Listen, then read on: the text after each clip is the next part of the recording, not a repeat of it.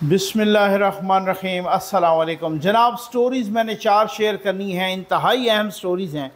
मैंने थंबनेल पे भी यही लिखा कि एक बड़ी एक्सटेंशन, एक बड़ा इस्तीफ़ा, एक बड़ी मुलाकात और एक बड़ा ख़दशा।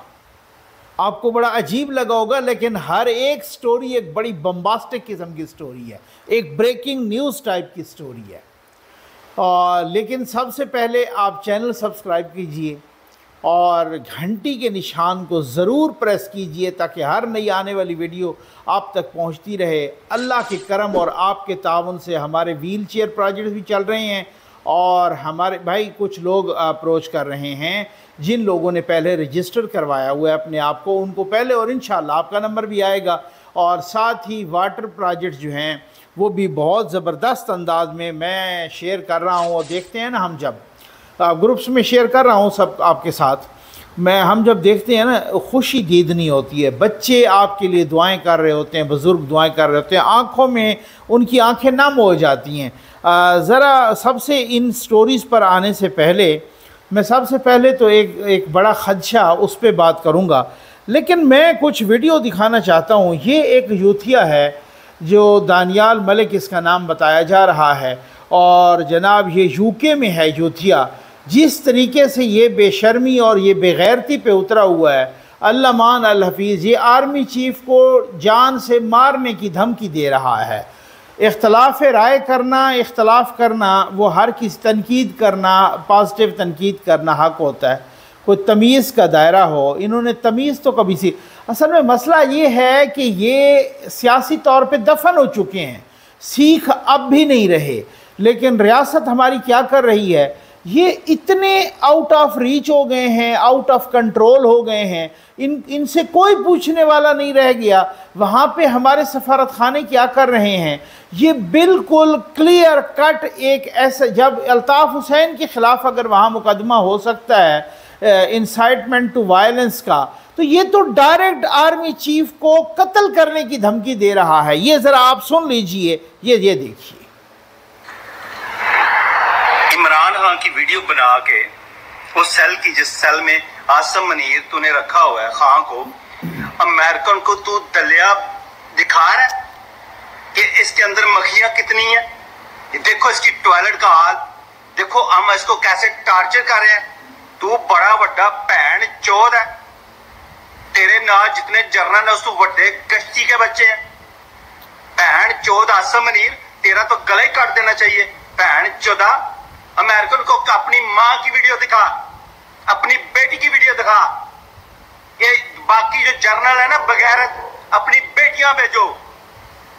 बहन चौदो उम्मत मुसलमान के लीडर को इस तरह कैट सी में रखा हुआ है और वीडियो दिखाते हैं अपनी बाप की।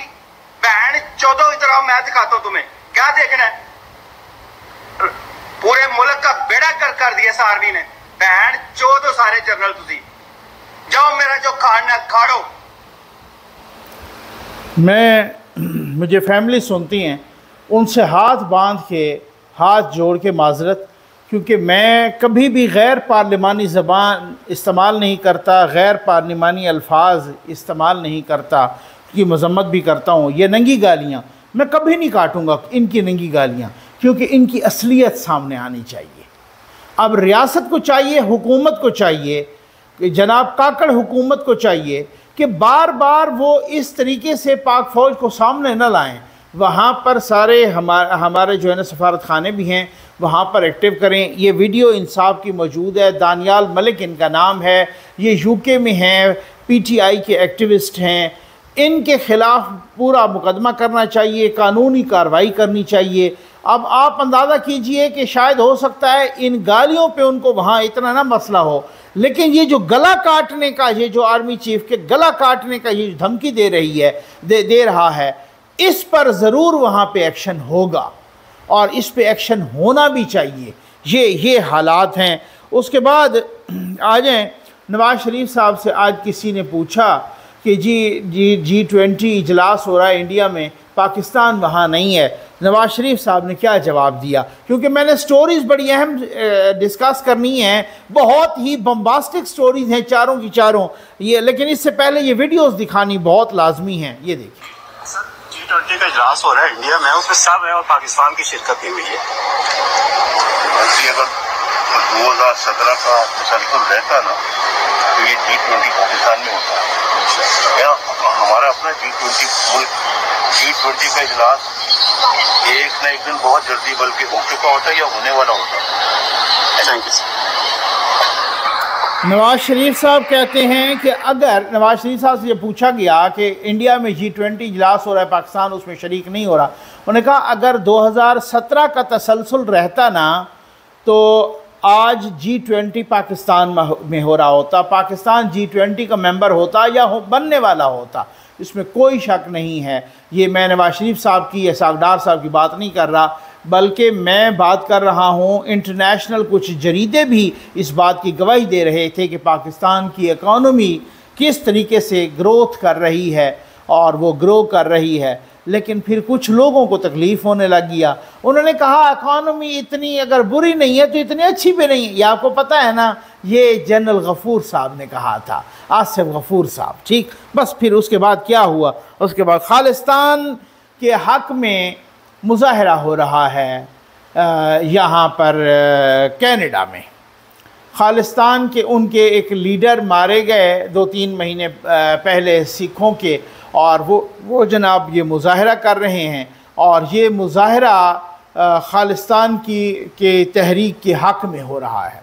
बहुत बड़ा मुज़ाहरा है, सिखों का मुज़ाहरा है वहाँ पे कनाडा में, और जस्टिन ट्रूडो को भी सिखों की हिमायत हासिल है और उनके भी जो इमिग्रेंट्स हैं उनके वोटों से वो अक्सर व बेशतर उन्हीं के वोटों से इमिग्रेंट्स के, चाहे वो पाकिस्तानी हों, चाहे वो इंडियन हों, चाहे वो सिख हों, सिखों की बहुत बड़ी तादाद उनको वोट देती है। और ये मुज़ाहरा हो रहा है खालिस्तान के हक़ में, और ज़ाहिर है कनाडा एक डेमोक्रेटिक कंट्री है, वहाँ पर जो है ना वो रोक तो नहीं सकते।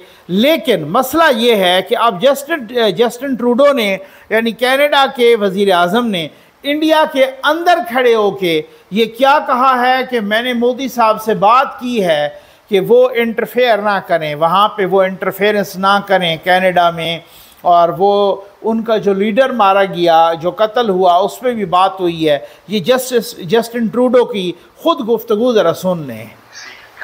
militants in Canada, and the second is the question of interference in Canada by India, which has been cited by Canada's own intelligence agencies. Did neither of those topics come up? No, they both came up over the years with Prime Minister Modi. We've had many conversations on both of those issues. Obviously, Canada will always defend freedom of expression, freedom of conscience, freedom of peaceful protest. That's something that's extremely important to us. At the same time as we're always there to prevent violence, to push back against hatred. I think on the issue of the community, it's important to remember that the actions of the few do not represent the entire community or Canada. The flip side of it, we also highlighted the importance. ये आपने खुद देख लिया, Justin Trudeau ने खालिस्तान की तहरीक के हक़ में खड़े होके इंडिया में खड़े होके बात की है कि हमारे यहाँ डेमोक्रेट, हालांकि जो सहाफ़ी ने सवाल किया उन्होंने उनको मिलिटेंट कहा, लेकिन उन्होंने कहा कि कनाडा एक डेमोक्रेटिक कंट्री है, वो फ्रीडम ऑफ एक्सप्रेशन पर बिलीव करता है। मैंने मोदी साहब से बात की है, वहाँ पे इंटरफेयर ना करें। अब आपको अंदाज़ा हो गया होगा, काश कोई कश्मीर के हक़ में भी बात करने वाला होता, काश कोई हमारी भी डिप्लोमेसी इस तरह से होती, और काश हम इस स्टेज पे ना होते जिस स्टेज पे आज हैं। क्यों हैं? खान साहब ने तो कश्मीर को ही बेच दिया ना, और आज वो उम्मत मुसलमान के लीडर बने हुए हैं जिन्होंने कश्मीर का सत्यानाश कर दिया। ठीक है, खैर आ जाएं जनाब। एक बड़ा ख़दशा यहाँ से मैं शुरू करूँगा, दोबारा ही वो ख़दशा पैदा हो गया है, और दोबारा ही वो ये है कि सदर साहब किसी भी वक्त इलेक्शन की तारीख़ का ऐलान कर देंगे। कुछ अरसा पहले सदर साहब से दो अहम शख्सियात की मुलाकात हुई थी, आर्मी चीफ़ की और DGISI की, और वो उस मुलाकात के बाद फिर ज़रा चुप हो गई थी। फिर उसके बाद यूथियों ने सदर साहब पर तनकीद करना शुरू कर दी है। बाकायदा ख़ुद तहरीक इंसाफ की CAC का एलामिया आया और उसमें सदर साहब से मुतालबा किया गया, सदर अलवी साहब से, कि आप फौरी तौर पे इलेक्शन का ऐलान करें। इलेक्शन कमीशन करे ना करे, वो उस पर इलेक्शन करवाए या ना करवाए, आप अपनी आईनी ज़िम्मेदारी पूरी करें। और अगर आपने ऐसा नहीं किया तो आप आइन तोड़ने के मुतरादिफ ये होगा, आप आइन को तोड़ेंगे, आप इंसानी हुकूक को पामाल करेंगे। यहाँ तक भी तहरीक इंसाफ के एलामिये में सदर को कहा गया। उसके बाद आतिफ खान हो या कोई भी हो, उन्होंने अपनी अपनी वीडियोस कर दी, उनकी हमने वीडियो भी देखी। बाकी लोगों ने सदर पर ताबड़तोड़ हमले किए कि आप तो इमरान खान की वजह से बने हैं, आप तो बने ही इमरान खान जो आप थे क्या, आप तो काबिल ज़िक्र भी नहीं थे, आपको तो पहचानता कोई नहीं था, आपको पहचान दिया इमरान खान ने, आज जब इस सीट पे बैठ गए हैं तो आप अपना फ़र्ज़ नहीं अदा कर रहे, वगैरह वगैरह। अब उन पर उधर से भी बहुत ज़्यादा प्रेशर है और इधर से भी बहुत ज़्यादा प्रेशर है। फिर से लगने लगा है किसी गो के ईवान सदर ने इस तरीके की अभी तक तरदीद की है कि ऐसी कोई बात नहीं है, लेकिन फिर भी अच्छा, ये खदशा पैदा क्यों हुआ? ये खदशा पैदा हुआ है कि एक वज़ीर कानून की मुलाकात हुई है सदर साहब से, और वो जब बाहर आए हैं तो उन्होंने कुछ लोगों के साथ डिस्कशन की है। उन्होंने कहा भाई सदर साहब ये जो है ना तारीख़ देने लगी हैं, मेरा खदशा यही है, और मेरा जो है ना ये ज़राए ने मुझे बताया है, और मेरा खदशा यही है कि ये किसी भी वक्त बहुत ज़्यादा प्रेशर में हैं और किसी भी वक्त तारीख़, वो कह रहे हैं कि जनाब ये या तो इलेक्शन कमीशन ने तारीख़ दे दी होती, या मैं जो है ना मेरे ऊपर बहुत ज़्यादा प्रेशर है तो मैं किसी भी वक्त तारीख़ दे दूंगा। लेकिन अब मसला ये है कि अगर सदर साहब ने तारीख़ दी तो फड्डा बड़ा गंदा पड़ना है। ये भी आप देख लें कि सदर साहब पे केसेस बड़े हैं। बहुत सारे लोग कह रहे हैं कि जनाब सदर साहब पे बहुत सारे उनके बड़े ख़तरनाक केसेस हैं। अब उन्होंने अगर तारीख़ दी तो ये फिर तारीख़ बन जाएगी। चलें ये इस पर ये जो है ना, और एक बड़ी मुलाकात की है, मुलाकातें सदर साहब से ज़्यादा बड़ी हुई हैं। मतलब वो आर्मी चीफ़ की पिछले हफ्ते और DGI की मुलाकात हुई, फिर उसके बाद मोहम्मद अली दुरानी की अचानक मुलाकात हुई, लेकिन वो मुलाकात कोर्ट नहीं हुई।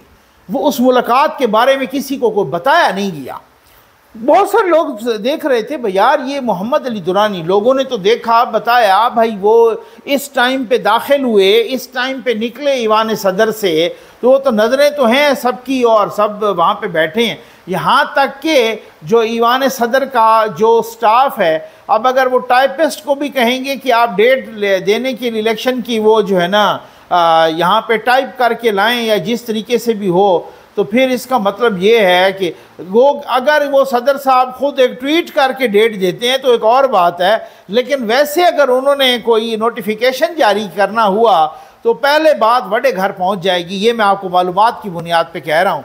मोहम्मद अली दुरानी की एक मुलाकात हुई है सदर साहब से, और कुछ ज़राए बता रहे हैं कि उस मुलाकात के मोहम्मद अली दुरानी साहब आपको पता है ना, वो वहाँ पर वज़ीर कानून भी थे मुशर्रफ साहब के ज़माने में, और जो है ना वज़ीर कानून थे या वज़ीर इत्तलात थे, अब मैं भूल नहीं रहा। तो खैर, तो मुशर्रफ साहब के ज़माने में वफाकी वज़ीर थे, जिनको एतज़ाज़ एहसन उस वक़्त मोहम्मद अली दुरानी गलत बयानी कहा करते थे, आपको याद होगा। तो वही मोहम्मद अली दुरानी साहब का की यहाँ पर जो है ना मुलाकात हुई है सदर साहब से, और उस मुलाकात के बाद बताया जा रहा है कि जनाब उनकी कोई मुलाकात उनकी सदर से मुलाकात हुई है, और सदर की मुलाकात के बाद मोहम्मद अली दुरानी की किसी सऊदी शख्सियत से भी मुलाकात हुई है।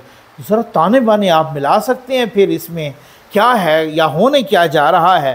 तो क्यों सऊदी शख्सियत से? एक बड़ा इस्तीफ़ा आया है भाई, और मैं बड़ी एक्सटेंशन पे भी आता हूँ, आपको बड़ी जल्दी होगी मुझे पता है, बड़ी एक्सटेंशन पे बड़ा इस्तीफ़ा आया है। एक पहले इस्तीफ़ा आया था। अच्छा, ये आप हैरान होंगे कि यार ये क्या चक्कर है कि बड़े बड़े इस्तीफ़े आने लगे हैं और नैब से आने लगे हैं। 2-3 दिन पहले नैब के प्रोसिक्यूटर जनरल सैयद असगर हैदर का इस्तीफ़ा आया है। वो जस्टिस रिटायर्ड भी हैं, और सैयद असगर हैदर, और उसके बाद पता चला कि अच्छा उनका इस्तीफ़ा अब मंजूर भी हो गया है। उसके बाद ये देखा गया कि जी जब तक वो केसेस जो साइफ़र वाला भी मैच्योर था, जो मिसाल के तो जो अपना ख़ास तौर पे जो 190 मिलियन का, वो केस मैच्योर था, उसकी इंक्वायरी कंप्लीट थी, अब रेफरेंस दायर होना था 190 मिलियन वाला, वो अलकादर वाला रेफरेंस दायर होना था, और रेफरेंस प्रोसिक्यूटर जनरल की मर्जी के बगैर और इजाज़त के बगैर दायर नहीं हो सकता। वो चले गए, अब रेफरेंस हो गई नहीं,